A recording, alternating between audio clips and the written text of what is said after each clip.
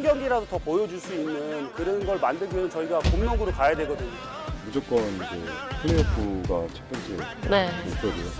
단기전에서 저희가 사실 좀 강한 모습을 보여가지고 몰아치는 데는 저희도 만만치 않게 잘 할 수 있다고 생각을 해서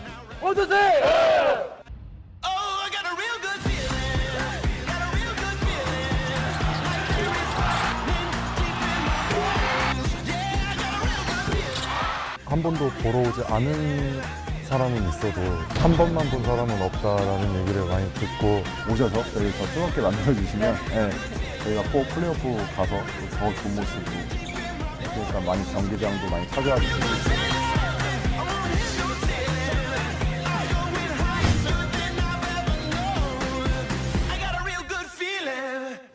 농구 좋아하세요? 정말 좋아합니다. 이번에는 거짓이 아니라고요. 자, 현실 농구의 열기 올 겨울 좀 유난히 뜨거운데요. 이번 시즌 또 현장에서 또 중계를 해주고 계시잖아요. 어떻습니까? 2024-25 시즌? 굉장히 뜨겁습니다. 일단 선수들의 플레이도 많이 질이 높아졌고, 그리고 또 순위 싸움도 치열하게 펼쳐지다 보니까 지금 이제 100만 관중을 노리고 있거든요. 과거에 이제 이 국내 농구의 인기를 되찾기 위한 그런 발판을 마련하고 있습니다. 르네상스를 준비하는 시기군요. 대구 농구가 또 이번 겨울 좀 달라진 것 같아요. 그 인기의 가장 큰 척도 프로스포츠는 경기장이 꽉 차는 거 아니겠습니까? 네. 벌써 5번 매진이거든요. 사실 이런 기록은 출범부터 쭉 같이 했던 좀 오래된 구단들 아닌 이 신생 구단이고 비수도권 지역에서 대구한국가스공사가 이룬 기록이라 하기엔 정말 대단한 기록이라고 할 수 있습니다. 뭐 1층 좌석은 티켓 오픈하자마자 바로 사라집니다. 예매를 다들 못한다고 하세요. 이게 매진된 경기랑 조금 비어있는 경기장이랑 현장 분위기가 아주 다르겠어요. 엄청나게 다르죠. 사실 저처럼 뭐 중계하는 입장에서도 관중이 꽉 찬 이런 대구 같은 경기장에서 하는 게 훨씬 더 재밌고 좀 비어 있다 보면은 흥이 덜 나기도 하는데 확실히 관중들이 많아져서 해설하는 입장에서 아주 즐겁습니다. 근데 진짜 농구는 예. 앞에서 보면 그 가까운 데서 보면 그 신발이 땅에 끌리는 소리 맞아, 소리도 그죠. 딱 있잖아요.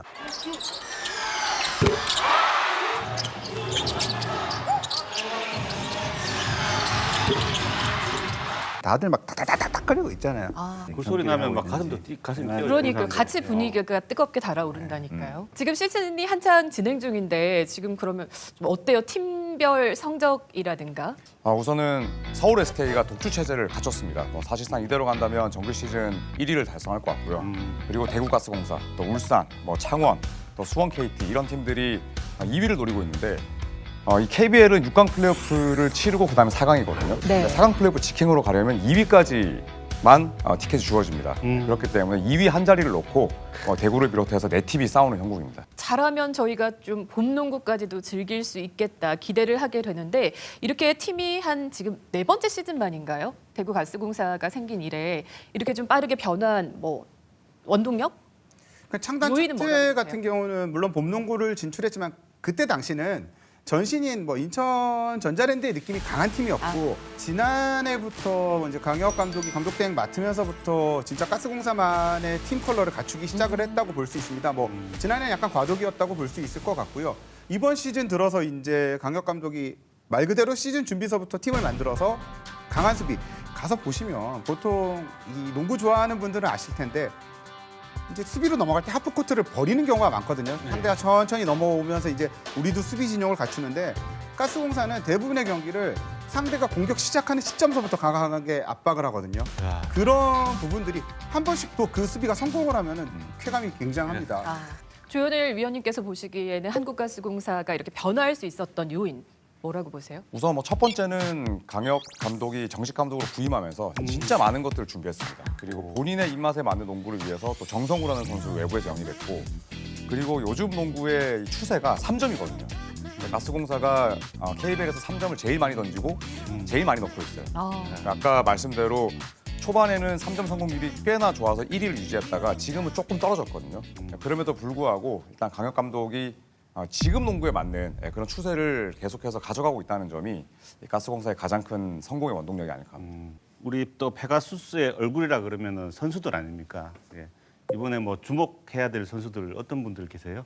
팀을 잘 이끌고 있는 창단서부터 주장을 맡고 있는 뭐 차바이 선수라든지 그리고 NBA에서부터 경력이 오래된 앤드류 니콜슨 선수 같은 경우도 뭐 굉장한 선수거든요. 이런 선수들의 플레이 아마 가스공사에서 가장 인기 있는 선수 중에 하나는 아시아 쿼터로 성공한 벨랑겔 선수가 아닐까. 뭐 이런 선수들을 가서 보시면 아, 저 선수였구나 이런 재미가 있을 겁니다. 네, 또 벨랑겔 선수 이외에도 얼마 전에 제대한 전현우 선수. 이 선수가 슈터거든요. 예. 근데 슈팅의 그 포물선이 정말 멋있게 날아가요. 팍 날아가는 그런 맛이 있고 또 트레이드로 영입했던 김준일 선수. 네, 김준일 선수가 트레이드 되자마자 엄청난 활약 펼쳤고 또 뭐 김낙현 선수 지금 이제 부상에서 회복하고 있는데 득점력이 워낙 좋거든요. 그래도 어떤 팀에 가더라도 제 몫을 해낼 수 있는 선수들이 많기 때문에 뭐 지켜볼 만한 그런 가치가 있는 로스터라 볼 수 있습니다. 조금 일찍 가면은 재밌는 게 뭐 전현우 선수도 그렇고 뭐 곽정훈 선수 이런 슈터 역할을 맡는 선수들이 일찍서부터 석점 연습을 하거든요. 와. 예. 앞에 몸풀기를 보면서도 좀 가늠할 수도 있을까요, 관객들도? 그런 얘기를 많이 하시죠. 뭐 이를테면 야구장 가서 연습 배팅할 때 감정을 빵빵 넘기는 선수 보면 그날 왠지 홈런 칠 것 같고 아, 반대로 또 이런 얘기도 하세요. 뭐 축구를 관람하러 가셨는데 연습 슈팅인데도 저렇게 골문에 안 들어가면 오늘 슛을 넣겠냐. 안 농구도 풀리구나. 똑같습니다. 그 아무도 없는 수비수 없는 데서 이렇게 슛이 촥촥 들어가면 느낌이 좋지만 그게 림을 맞고 나오고 옆으로 튕기면 저기 불안감이 오죠. 근데 위원님 저기 우리나라 KBL은 역시 용병이 되게 절대적인 거를 차지하고 있잖아요. 그래서 팀 성적이 좋으려면 용병과 조화 이런 것도 굉장히 중요한데 한국가스공사는 지금 좀 어떤 편인지도 궁금해요. 올 시즌에 가스공사는 뭐 이 외국인 선수 아시아 쿼터 때문에 단 1%의 고민도 하지 않았어요. 네, 실제로 뭐 트레이드 루머라든지 혹은 외국인 선수를 교체할 수 있거든요. 네. 그런 교체 사용권에 대한 논의도 아예 없었을 정도로 잘해주고 있습니다. 네, 이 잘해준다는 거는 서로의 역할을 침범하지 않고 장점을 또 잘 살린다는 뜻인데 이 벨랑겔 선수는 지난 시즌 대비 기량이 가장 큰 폭으로 발전한 아시아 쿼터 선수라 볼 수가 있고 또 이 니콜스는 뭐 NBA 리거이지만 또 흔히 MBC나 KBL 와서 좀 국내 선수 약간 무시하고 멸시하고 이런 경우들이 있거든요. 근데 앤드류 니콜스는 전혀 그런 게 없습니다. 어떤 식으로든 국내 선수를 살려주기 위해서 노력을 하고 이 은도의 선수는 굳은 일을 전문으로 하는 선수예요. 뭐 블루 칼라 워커다 이런 표현을 하는데 리바운드 잡고 스크린하고 몸싸움하고 네, 그다음 덩크 치면서 포효하고 이런 역할들을 하다 보니까 뭐 강혁 감독이 외국인 선수 아시아 쿼터에 대한 고민은 10개 팀 감독 가운데 아마도 가장 안 하지 않을까 네, 생각합니다. 가진 자원을 최대한 활용하면서 그 선수들의 또 장점이나 역량을 최대치로 끌어올린 그래서 가장 어떻게 보면 최상의 팀워크로 지금 선전하고 있습니다. 이 선수들이 그럼 어떻게 평소에 또 훈련하고 준비하고 있는지 팀워크도 한번 엿보실까요?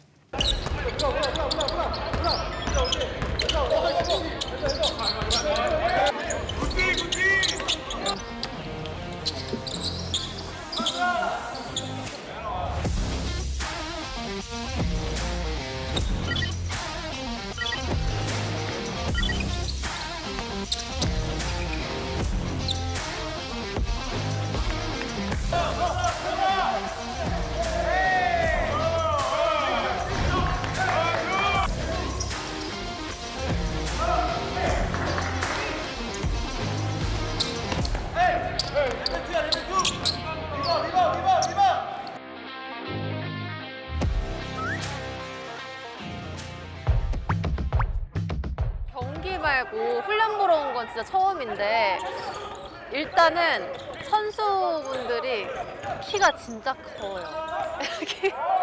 키가 너무 크고요. 일단 너무 멋있고요. 그리고 훈련인데도 진짜 실전 경기인 것처럼 너무 치열하게 하셔서 이게 관중만 없다 할 뿐이지 정말 경기처럼 하시더라고요. 근데 이렇게까지 열심히 하시면은 이번 주 경기 괜찮으신가 싶을 정도로 너무 열심히 하셔서 좀 걱정될 정도인데 원래 이렇게 해야 되나 봐요. 이게 확실히 보러 와보니까 좀 더 입체적으로 느껴져서 좀 다른 것 같기는 해요. 이래서 사람들이 와서 보는구나 싶습니다.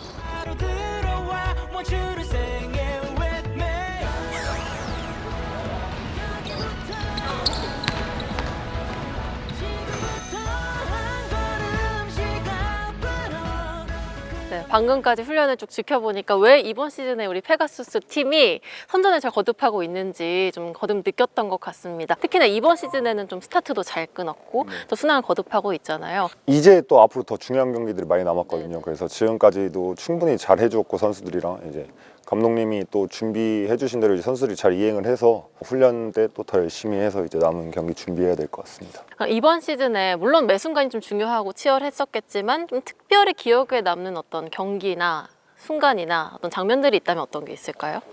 근데 선수들이 이제 한 경기 한 경기 다 진짜 최선을 다하고 하지만 그래도 그냥 마지막 경기 제가 2월 이제 삼성 경기에서 네. 이제 4쿼터 때 저희가 점수를 좀 뒤처지고 있었어요. 한 5점, 7점. 근데 감독님이 벤치에서 작전이 딱 나가는데 거기 선수들이 쫙 해서 점수를 쫙 돌려서 막판에 딱 역전을 해서 이겨서 최근 경기가 가장 기억이 나요. 네, 그 경기 장면 저도 봤었던 것 같은데 감독님이 되게 흥분하셔서 막 카리스마 있게 하시는데 선수분들이 갑자기 이렇게 딱 뭔가 정신을 차렸다는 어떤 그 분위기가 그 경기 흐름에서 느껴지더라고요. 그러니까 이 팀이 대구에 점점 적응해 나가고 또 많은 팬분들이 생기면서 저도 좀 같이 성장한다는 느낌을 좀 많이 받았고요.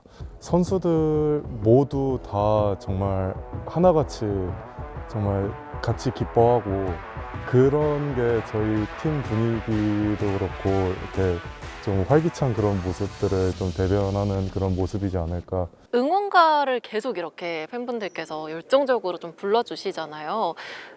좀 유독 좋아하는 응원이 따로 있으신 분 계신가요? 저는 그건 좀 인상이 남았던 것 같아요. 그 상대팀 선수가 자유투 놓쳤을 때 막 한 번 더 막 그런 이렇게 야유했던 그게 내가 상대팀이었으면 약간 흔들렸을 것 같은데라는 생각은 좀. 실제로 그런 응원을 만약 본인이 들었다고 생각하면 영향을 받으세요? 어떠세요? 쉽지 않을 것 같아요. 이 정도 대구체육관에 이 정도의 소리 크기면 충분히 영향을 받지 않을까 상대 선수들. 팬분들이 많이 와서 응원을 크게 해주실수록 유리하기는 하네요. 아무래도 그렇죠. 선수를 어떤 플레이 이후에 선수의 이름을 이제 팬분들이 다 같이 이제 불러주셨을 뭐 예를 들어서 제 이름을 불러주셨을 때 그 이름 들리는 그 소리가 그냥 귀에 정말 꽂힌다라고 좀 표현을 하고 싶을 정도로 이게 머릿속에 좀 많이 맴돌아서 그때 좀 약간 도파민이 좀 도는 그런 느낌을 좀 많이 받았습니다. 또 이런 거 보면 정말 와주시는 팬분들께 좀 새삼 더 감사해지는 것 같습니다. 이번 시즌 목표도 좀 궁금한데요. 세 분께 모두 여쭤볼게요. 뭔가 팀의 목표, 뭐 순위라든지 아니면 개인적인 목표가 있다면 하나씩 얘기해 주셔도 좋을 것 같아요. 무조건 이제 플레이오프가 첫 번째 목표고요. 일단 플레이오프는 그리고 단기전이다 보니까 분위기 싸움도 더 중요하고 단기전에서 저희가 사실 좀 강한 모습을 보여가지고 몰아치는 데는 저희도 만만치 않게 잘 할 수 있다고 생각을 해서 봄농구를 할 수 있다면 또 저희 팬분들을 위해서 정말 죽어라고 아마 뛰지 않을까. 봄농구를 해서 따뜻한 날 이제 팬분들이 이 경기장에 오셔가지고 응원할 수 있도록 꼭 봄농구를 하고 싶은 게 팀적인 목표인 것 같습니다.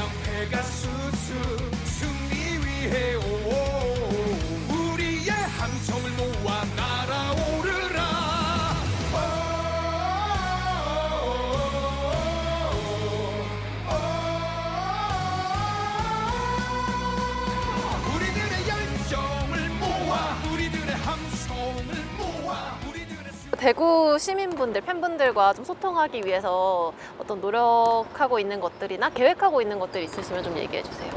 사실 뭐 저희를 좀 이제 보여드릴 수 있고 알려드릴 수 있는 게 뭐 구단에서 운영하는 유튜브라던가 그런데 아니면 시합이 끝나고 뭐 팬분들과 좀 뭐 팬 서비스적인 부분에서 좀 최대한 한 분 한 분 다 해드리려고 하고 있고 또 유튜브 촬영을 하면서도 좀 팬분들이 궁금해하실 법한 그런 질문들을 많이 해주세요. 그래서 그런 거에 뭐 저는 뭐 이런 생각 가지고 있다 그런 것들을 좀 최대한 많이 좀 보여드리려고 하고 있습니다. 어떠세요, 대구 생활? 저도 되게 쉬는 날 여러 군데를 많이 돌아다니는데 모든 분들이 되게 좀 따뜻하고 되게 정도 많고 서울에서 느낄 수 없는 약간 이런 음식점에서도 약간 단골집을 되게 많이 만드는 것 같아요. 아, 맛있는 음식도 너무 많죠. 이게 길을 좀 다니시다 보면 이제 팬분들이 좀 알아보고 하세요. 어때요? 마침 어제 와이프랑 그 이마트에 장 보러 갔어요. 거기서 한 번 만나가지고 시민분께서 네. 그래서 사진도 찍고. 아, 정말요? 네. 갑자기 사람들이 좀 이목이 좀 쏠리더라고요. 누구야? 막 이렇게. 누구야? 아무도 못 알아보는데 좀 민망하죠. 크게 얘기해 주시지. 주목받는 것이 별로 부끄러워해가지고. 저는 취미가 어쨌든 지금 시즌이라 못 가는데 이제 비시즌에는 여름에 이제 야구장을 좀 자주 갔었어요. 야구장을 가면 야구 팬분들도 어쨌든 저희 팬분들이 많으시니까 거기서 되게 사진도 많이 찍어드리고 많이 인사도 하고. 아, 근데 농구 인기도 요즘 날로 막 늘어나고 있는 것 같은데 어떻게 좀 체감하시나요? 정말 그 함성 소리에 선수들 간의 좀 대화가 가끔 잘 안 될 정도로 크게 환호를 많이 해주세요. 그래서 그걸 좀 체감하고 있는 것 같습니다. 지금도 이런데 플레이오프는 또 얼마나 많은 응원을 또 보내주실까 기대도 되고 그 열기를 느끼고 싶어서라도 꼭 플레이오프에 가고 싶다는 생각을 하고 있습니다.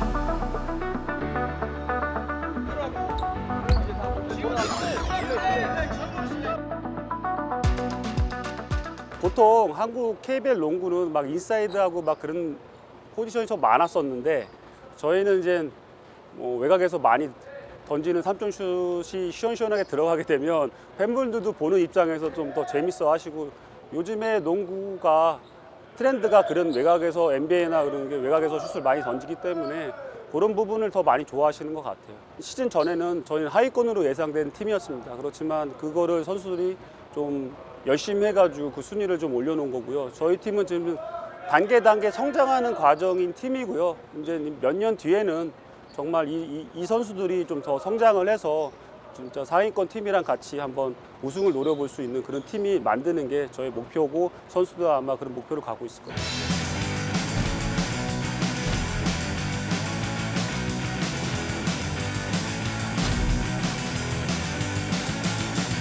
네, 오늘 페가수스 팀 훈련하는 모습을 쭉 보니까요. 정말 경기처럼 실전처럼 치열하게 연습을 하시는 모습을 보면서 막 절로 팬심이 솟아나더라고요. 더 열심히 응원하고 싶은 마음이 들었는데 많은 분들께서 앞으로 우리 페가수스 팀에 더 많은 사랑을 보내주시고 또 직관을 하러 오면 또 느낌이 굉장히 다릅니다. 직접 오셔서 응원가도 많이 불러주시고 선수들 이름도 많이 크게 소리쳐 주시고 하시면 아마 더 많은 힘을 받고 더 좋은 모습 많이 보여주시지 않을까 생각합니다.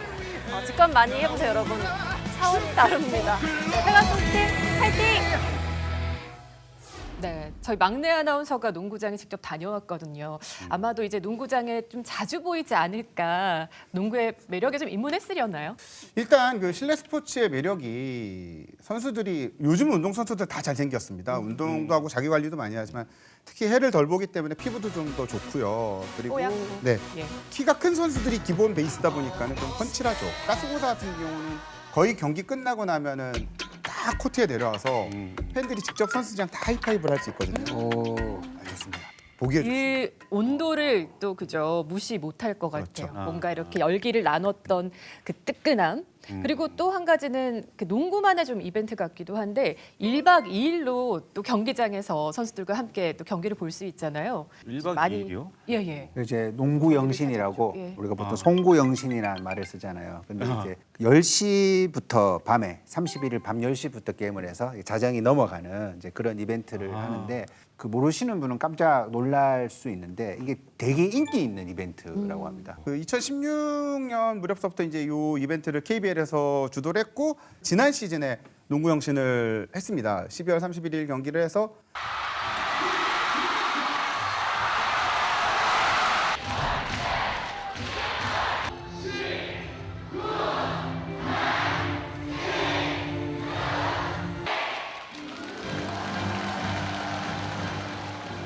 스포츠를 하는 거를 보면서 새해를 맞이하는 거는 보통 사람에게 기분이 조금 특별할 것 같아요. 열심히 하는 그 모습을 보면서 맞아요. 동기부여도 좀 될 수 있을 것 같고. 이때가 또 대구 가스공사 창단 이후로 가장 많은 관중이 들었던 또 최초의 경기였다고 합니다. 그리고 또뭐 얼마 전이죠. 그 2월 2일 경기가 우리 팀한테는 좀 100번째 홈 경기였다고 합니다. 벌써 예. 그래서 이날 경기장을 찾은 팬들한테 이거 페가수스 색깔인가요? 파란 풍선을 네네. 전부 다 나눠줬는데 뭐 그날 분위기가 완전 막 축제 분위기였다고 합니다. 그럼 이날도 매진. 네, 뭐 대구체육관이 지금 올해 이제 5번 매진을 기록을 했고요. 그 앞서 말씀드린 농구 영신이 이제 창단 첫 매진 경기였습니다. 그러고는 매진이 좀 없었는데 그래도 한 3,000명 정도의 관중들이 찼다가 그 올해 1라운드니까 처음 모든 팀과 한 번씩 맞대결을 펼치는 그 구간 때 가스공사가 7연승을 했습니다. 맞아요. 초반에 진짜 분위기 예, 좋았죠. 그래서 1등을 했죠. 그 예. 아마 조현이도 비슷했을 거예요. 올해 좀 잘할 거야 이 정도는 있어도 이게 뭐지? 전혀 예상하지 못했어요.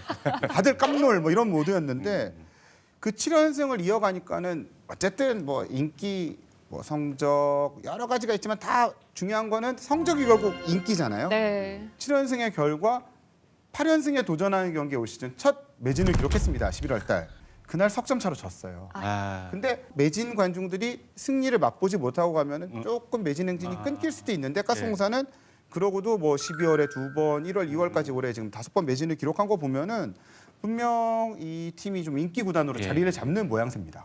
그러면 이제 가스공사의 목표는 당장 코앞에 6강 플레이오프 진출이겠습니까? 어떻게 전망하세요? 네, 6강 플레이오프는 이제 기본값으로 좀 깔려 있고요. 네, 저는 남아 있는 잔여 경기 승률에 따라서 아까 말씀드렸던 4강 플레이오프도 가능하다고 봅니다. 네, 지금 2위권 팀들이 좀 주춤하거나 내려왔고 또 가스공사는 연승이 길진 않지만 연패가 거의 없거든요. 네. 네, 그렇기 때문에 충분히 4강 플레이오프까지 가능하고 또 김낙현 선수가 뭐 돌아온다면 그야말로 뭐 천군만마기 때문에 이 가스공사는 앞으로 긍정적인 변수가 더 많이 남아 있지 않나 생각합니다. 처음에는 6강이 목표긴 했어요. 6강 플레이오프를 가자. 한 2시즌 못 갔으니. 근데 그 지금으로서는 6강만 가면은 조금 아쉬울 것 같은. 섭섭하다. 네. 이렇게 잘해놓고 예. 만약에 100만 관중 시대 KBL 이 상황에서 또 가스공사가 선전한다면 더욱더 의미가 있을 것 같은데 어떻게 보세요? 100만 관중이라는 거 좀 의미가 크겠죠?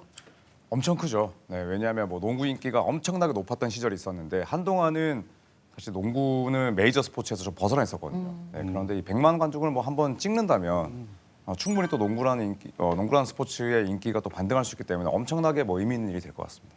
우리가 왕년에 뭐 100만 관중 거뜬하게 넘기던 그런 시절이 있었잖아요. 그때는 뭐 매표소 앞에 진을 치고 있었던 그런 기억도 있으실 텐데요. 과거 농구 최전성기로 잠시 가보겠습니다.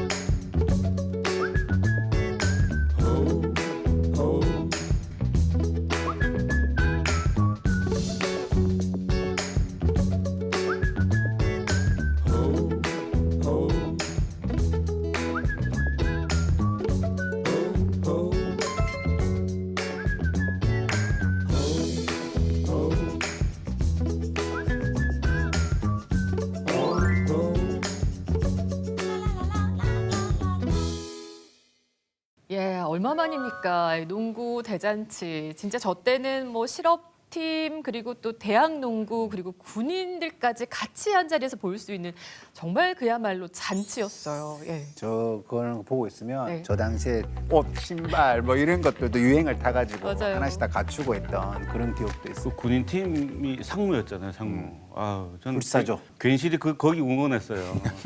비슷한- 불쌍하잖아.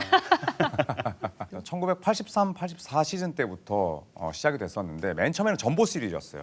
코끼리 모양의 로고가 있었고. 아, 맞아요. 네, 그랬다가 농구 대잔치로 이제 바뀌게 됐었고 1990년대 우리나라 농구 붐을 일으킨 뭐 주역이었죠. 네, 그때는 워낙 국내 스타들도 많았고 또 경기의 수준도 꽤나 높았었고 그 당시를 지배했던 뭐 인기 멤버는 역시나 허재 선수였는데 농구 대통령 아닙니까? 맞아요. 우리나라에서만 잘하는 게 아니네. 외국 나가서도 세계 무대에서 잘했네라고 느꼈던 대회가 1990년 지금 농구 월드컵이라고 불리는 이 세계 선수권 대회였는데 이집트를 상대로 62점을 넣었거든요. 우와. 네? 62점 혼자. 혼자요? 네. 62점을 몰아줘도 못 넣는 선수들이 그냥 99%. 그렇죠. 네, 그래서 국제 무대에서 이런 활약을 하고 그리고 농구 대잔치를 오니 이거는 우리가 볼 수밖에 없는 스타가 된 거고 우리가 지켜볼 수밖에 없는 그런 무대가 된 거죠. 허재 선수가 잘하는 줄 알았는데도 이런 기록이 있었네요. 저는 옛날에 네. 그 농구 대잔치, 그 농구 보고 있으면 대구에서 보고 있지만 뭐 희문 고등학교 이런 거 나는 거예요. 맞아. 왜냐하면 다들 뭐 희문고 출신이다. 출신이고, 예. 그리고 중앙대 뭐 농구 잘하고 뭐 네. 이런 식으로만 기억을 하는 거예요. 그래서 어떤 면에서는 약간 대구에서는 서울의 스포츠를 이렇게 구경하면서 이 위원님은 혹시 네. 우리가 대구에 오셨으니까 이 대구 팬들이 좀 기억할 만한 대구 출신 혹은 대구에 연결되어 있는 당시 농구 스타 이런 게 좀 기억나나요? 전희철, 김병철 두 명이 가장 떠오르지 않을까요? 뭐 농구 대잔치의 최고의 인기 스타였고 사실 그 당시에는 연세대학교는 좀 곱상한 외모 그리고 3점 위주의 농구 그래서 여성분들이 좋아했어요. 네. 고려대학교는 약간 거친 이미지, 야, 빨간색 맞아. 유니폼, 2점 농구, 막 그다음에 현주엽, 전희철의 덩크 이래서 저희 같은 남자들이 좋아했거든요. 맞아요. 그래서 전희철, 김병철 그 두 농구 대잔치 스타가 딱 대구로 가서 플레이를 했을 때 대구 경기장에 남자 팬들이 엄청 많았습니다. 약간 오빠 부대의 그 깍 하는 소리랑 남자들이 하는 소리가 이렇게 섞이는 유일한 구장이 거의 대구였어요. 네, 그 정도로 김병철, 전희철 두 분은 인기가 많았습니다. 완벽하게 이때 당시에 대중문화의 하나의 아이콘이었고 네. 그다음에 또 다른 한쪽으로는 이제 그때 당시 중고생들 위주로는 일단 NBA 맞아요. 미국 농구를 음. 그때만 해도 케이블 채널도 없을 때니까요. 그 미군 채널 통해서 한 번씩 보는 그 재미. 그 재미로 부모님들이 그때 당시 굉장한 스트레스를 받았죠. 농구화를 사줘야 돼서. 농구도 안 하면서. 우리는 무조건 농구하죠. 그리고 아마 농구 그때 당시 해본 분들은 다 기억 있으실 거예요. 그 대단한 점프도 하는데 꼭 에어가 잘 터져가지고 에어 터지면 이제 이걸 어떻게 해야 되냐 뭐 이런 이야기들을 하고. 근데 저는 지금 생각해 보니까 그 당시가 우리나라도 인기가 많았고 그다음에 슬램덩크도 인기가 많았고 NBA도 인기가 많았고 네. 그러니까 이제 마이클 조단이 80년대 말부터 히트를 치니까 그 영향으로 약간 전 세계가 붐이 되는 듯한 농구 느낌도 붐? 좀 농구 붐이 되지 않았을까. 그러니까 왜냐하면 농구를 볼 게 많아지고 매니아들이 뭐 관련 작품을 만들어내고 그런 시기에 들어가 있었던 것 같고 저는 어쨌든 다시 보면 약간 좀 그렇지만 마지막 승부가 그 당시에는 최고의 드라마였어요. 94년에 예. 4년 빼놓고. 그 진짜 본방 사수를 하기 위해서 그때는 이런 말도 없었지만 주제가 멜로디가 떠오르는데요 지금. 한번 해주세요. 너무 재밌게 봤던. 그러니까 왜 그러냐면 그 장동건이 머리 싹 바르고 와가지고 확 노래 부르는 장면이 있거든요. 막 하다 두드러 패고 하는 저게 농구지 그러면서 막 정말 그 기억이 진짜 오래 남아 있더라고요. 한 드라마가 주는 힘 같은 거를 그 당시에 느꼈어요. 진짜 그때는 뭐 지금 말로 하면 약간 힙한 스포츠였어요. 그때 농구의 니은자도 모르면 약간 대화에서 정말 배제가 되는 느낌? 특히 남학생들 사이에서. 그때는 엄청나게 이 스포츠 브랜드들도 투자를 많이 했습니다. 그러니까 1년에 한 10개 정도의 3대3 길거리 농구 대회가 열렸을 정도였고 대구가 특히 길거리 농구의 성지였어요. 그 정도였어요? 네, 90년대 때 대구랑 부산이 농구를 엄청나게 잘했던 곳이었어요. 그래서 나중에 스포츠 브랜드 담당자 얘기 들어보니까 대구나 부산으로 출장 가는 게 너무 즐거웠대요. 너무 잘하는 선수들이 많아요. 네, 그래서 그때는 뭐 길거리 농구부터 해서 뭐 우리 복장, 그다음에 뭐 신발, 가방 이런 것들이 농구와 관련되지 않은 것들이 거의 없었을 만큼 참 그때가 좀 그립기도 하고 네, 또 농구 인기에 대한 또 기대감이 생기기도 하고 그렇습니다. 저도 초등학교 교문 풍경이 생각납니다. 남학생들이 제가 초등학교 6학년 때 항상 어깨가 비뚤어져 있어요. 야, 한쪽으로만 깡통 가방 메고 맞아요. 이렇게. 알사의 가방. 맞아요. 샤키로닐 가방. 사실 당시에 어쨌든 이런 흐름 속에서 우리가 그 다음을 준비하면서 또 프로 농구라는 게 생긴 거고 또 여기에서 또 대구가 스포츠 연고팀을 또 갖게 됐던 거 아니겠습니까? 그죠? 그렇죠. 네. 예. 90년대 중반에 농구 대잔치의 인기를 더 잘 프로화 시켰죠. 네, 그리고 또 대구도 1996년 3월 27일에 아마 이 이름 기억하시는 분들이 계실 수도 있을 것 같은데 처음에 이름은 동양제과 농구단이었어요. 네, 맨 처음에는. 96년 창단 네. 시기는 그리고 나서 대구 동양 오리온스 프로 농구단으로 이름이 바뀌었고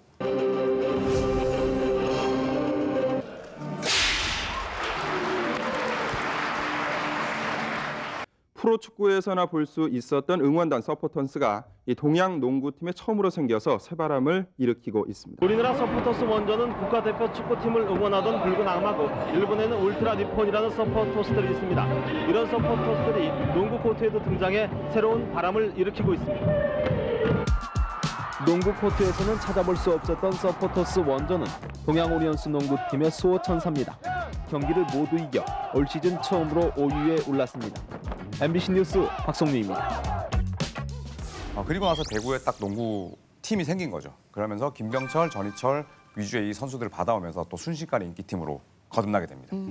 이 팀이 창단한 지가 한 달도 안 돼서 그 당시에 실업농구 코리안 리그라고 있었어요. 뭐 지금으로 치면 약간 뭐 FA컵 같은 그런 느낌인데 거기서 갑자기 우승을 합니다.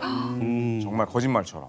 우승을 하니까 대구에 있는 농구 팬들의 기대감도 커지고 또 김병철, 뭐 전희철 선수를 축으로 KBL 출범 첫 해에 또 4강까지 진출을 하거든요. 그러니까 봄농구의 기쁨도 맛을 봤었는데 굉장히 빠른 시일에 이 대구라는 팀에 정착했고 또 팀의 전력도 또 팀의 뭐 성격도 빠르게 좀 건립이 됐었죠.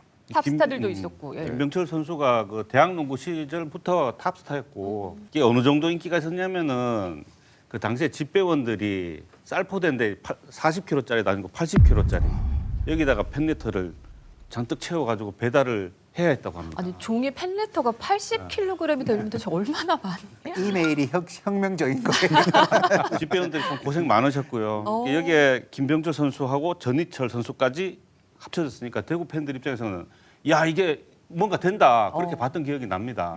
흥분하죠.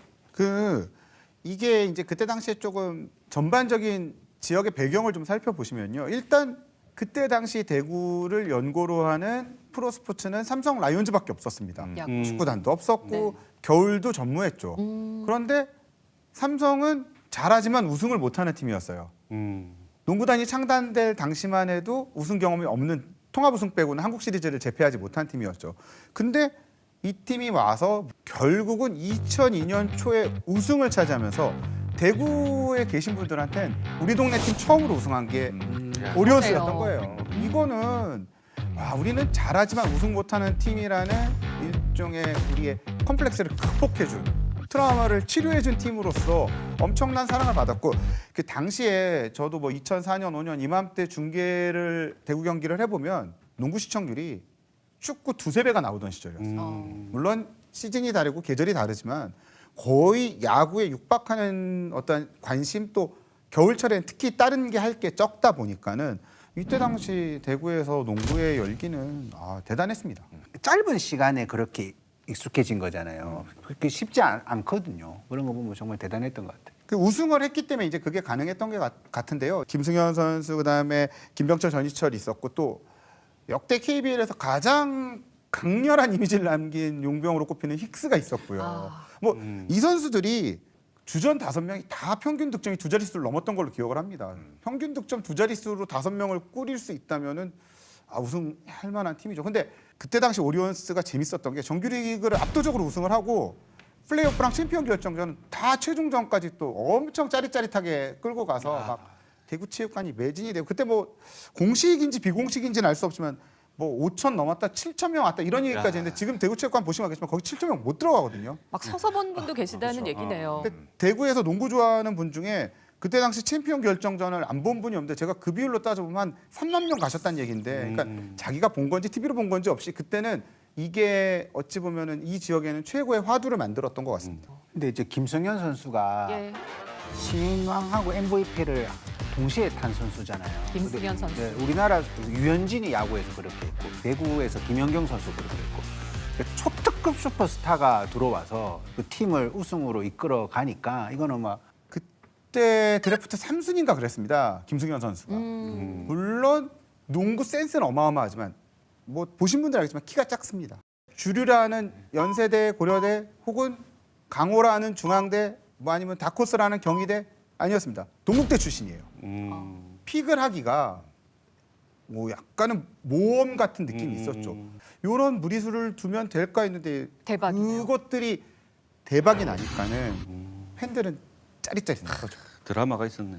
동양 오리온스에 대한 사랑이 대구 시민들이 깊었던데 좀 근거가 있었다 이런 생각이 드네요. 뭐 그렇게 화려한 공격 농구를 하면서 우승하는 경우가 많지 않거든요. 사실 우승으로 가까이 가는 길은 수비고 이 당시에 뭐 대구의 농구는 엄청난 공격 농구에 그리고 우승까지 해버렸으니 뭐 파장이 클 수밖에 없었고 나중에 이제 김승현 전 선수랑 만나서 이야기를 해보니까 이때 밥을 엄청나게 많이 얻어먹었대요. 하루는 뭐 김병철, 하루는 전희철, 하루는 뭐 힉스 불러서 패스 더 해달라고. 포인트가 되니까. 네, 그런 식으로 팀워크도 다지고 김승현 선수가 얘기를 하기를 매 경기 경기장 가는 게 너무 즐거웠대요. 왜냐하면 원래 위축되지 않는 성격이기도 하지만 패스 뿌릴 곳이 많으니까 그런데 또 팀은 이기고 관중은 꽉 차고 가장 본인의 농구 생애에서 즐거웠던 때라고 합니다. 팬들도 지금 막 꽉꽉 들어차는 거죠. 그때는 좀 인터넷 예매도 아직 어렵던 시절 아니겠습니까? 표 구하려고 체육관 앞에 줄 서가지고 밤새고. 그래도 얼마나 즐거울까요? 기대돼요. 밤을 샜는데도 표 못 구하는 사람들도 막 잔뜩 있고 그랬다고 그래요. 맞아요. 그게 뉴스에도 자료 화면으로 쓰이기도 했었고 또 2002년에 뭐 월드컵도 있었고 또 삼성 라이온즈 야구팀 우승도 있었지만 대구 동양의 우승이 먼저였거든요. 왜냐하면 2001, 2002 시즌이니까 2002년 봄에 우승한 거잖아요. 네, 그러다 보니까 뭐 대구에 있는 스포츠 팬들이 다 일어난 거죠. 그리고 가을에 삼성 라이온즈가 우승하고 그 사이에 월드컵이 있었고 맞아요, 그러니까 2002년은 뭐 대구의 스포츠 팬들한테는 최고의 한 해였고 또 이게 야구와 농구가 동시에 같은 연고지 우승의 최초 사례라고 합니다. 그 이후에도 이게 좀 깨지기 어려운 기록은 아닌가요? 깨지기 쉽지 않죠. 일단은 네. 스포츠팀을 가지고 있어야지 이게 또 맞아요. 가능한 기록이기도 미국을 하고. 봐도 뭐 NBA와 MLB가 동시에 우승한 것도 잘 없습니다.